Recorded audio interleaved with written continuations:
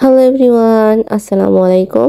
প্রতিদিনের মতন আবারও একটি নতুন ডেইলি ব্লগ নিয়ে চলে এসেছি। আর আজকের ব্লগ ভিডিওটা সকাল থেকেই শুরু করে দিচ্ছি।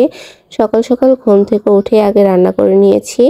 আর আজকে হচ্ছে গরম গরম ভাত দিয়ে লাউ শাক ভাজি দিয়ে সকালের নাস্তাটা করে নিব। আর গরম গরম ভাত দিয়ে লাউ শাক ভাজি কিন্তু খেতে অনেক ভালো লাগে। তারপরে এই তো এদিকে হচ্ছে শাকটা ভাজি করে নিয়েছি, আর তার সাথে গতকাল রাতের কিছুটা মুরগির তরকারি ছিল, সেগুলো নিয়ে নিলাম। আর তার সাথে হচ্ছে ডাটা দিয়ে আলু দিয়ে ছোট মাছ রান্না করেছিলাম এগুলো। আর আজকে এগুলো দিয়ে সকালের নাস্তাটা করে নিব। তারপরে এই তো ভাত নিয়ে নিয়েছি, আর এখন নাস্তাটা করে তারপরে হচ্ছে বাদ বাকি সব কাজগুলো করে নিব। নাস্তা করার পর কিছুটা কাপড় ভিজিয়েছিলাম, তারপরে এই কাপড়গুলোকে ধুয়ে তারপরে রোদে নেড়ে দিলাম।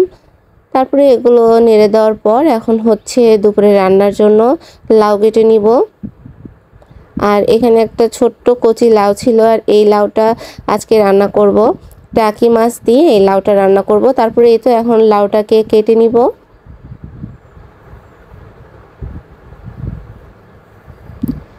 লাউটাকে কেটে নেওয়ার পর ভালো করে ধুয়ে পরিষ্কার করে নিব। আর লাউগুলোকে ঠিক এরকম ছোট ছোট করে কেটে নিয়েছি। তারপরে এদিক দিয়ে সব বাদবাকি সব কিছু কেটে ধুয়ে পরিষ্কার করে নিয়েছি। এখানে পেঁয়াজ কুচি আর হচ্ছে মরিচ কেটে নিয়ে নিয়েছি। তারপরে এখানে হচ্ছে কিছুটা মশলা বাটা, মানে পেঁয়াজ রসুন আর সাথে হচ্ছে জিরা বাটা আছে। আর তার সাথে এখানে হচ্ছে টাকি মাছ 4 পিস ছিল, এগুলো হচ্ছে ধুয়ে পরিষ্কার করে নিয়েছি। তারপরে হচ্ছে এদিক দিয়ে তো আগে থেকেই লাউটাকে ধুয়ে রেখেছিলাম। তারপরে এখন রান্নাটাকে শুরু করে দিব। প্রথমে আগে চুলার জালটা ধরিয়ে নিলাম, আর চুলার জালটা ধরিয়ে নেওয়ার পর কড়াইটা বসিয়ে দিলাম। তারপরে কড়াইয়ের তেল দিয়ে পরিমাণ মতন, তারপরে এখন হচ্ছে সেই পেঁয়াজ কুচি আর কাঁচামরিচটা দিয়ে দিলাম। এগুলো দেওয়ার পর তারপর পরিমাণ মতন সব মশলা বাটিতে তুলে নিচ্ছি অল্প অল্প করে। বাটিতে তুলে নিয়ে এখানে হলুদের গুঁড়া, তারপরে মরিচের গুঁড়া, স্বাদ মতন লবণ দিয়ে এখন পানি দিয়ে এই মশলাটাকে মাখিয়ে রাখবো। আর অপর দিকে হচ্ছে সেই পেঁয়াজটাকেও ভাজা শেষের দিকে এখন হচ্ছে সেই পেঁয়াজটার মধ্যে মশলাটাকে দিয়ে দিলাম, দিয়ে এখন ভালো করে কষিয়ে নিব। আর এইভাবে লাউ রান্না করলে কিন্তু খেতে অনেক মজা হয়। টাকি মাছ দিয়ে এরকম লাউ রান্না করে একদিন হলেও রান্না করে দেখবেন। তারপরে এই তো হচ্ছে ভালো করে মশলাটা কষিয়ে নেওয়ার পরে এখন হচ্ছে টাকি মাছটা দিয়ে দিলাম।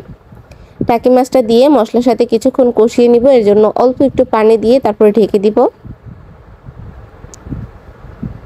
তারপরে পানিটা শুকিয়ে আসলে এখন হচ্ছে টাকি মাছগুলোকে তুলে নিব।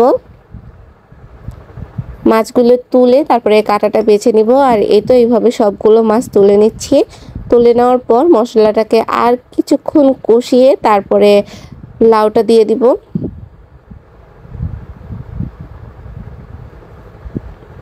তারপরে এই তো এখন হচ্ছে লাউটা দিয়ে দিলাম। লাউটা দিয়ে এখন মশলার সাথে অনেকক্ষণ ধরে কষিয়ে নিতে হবে।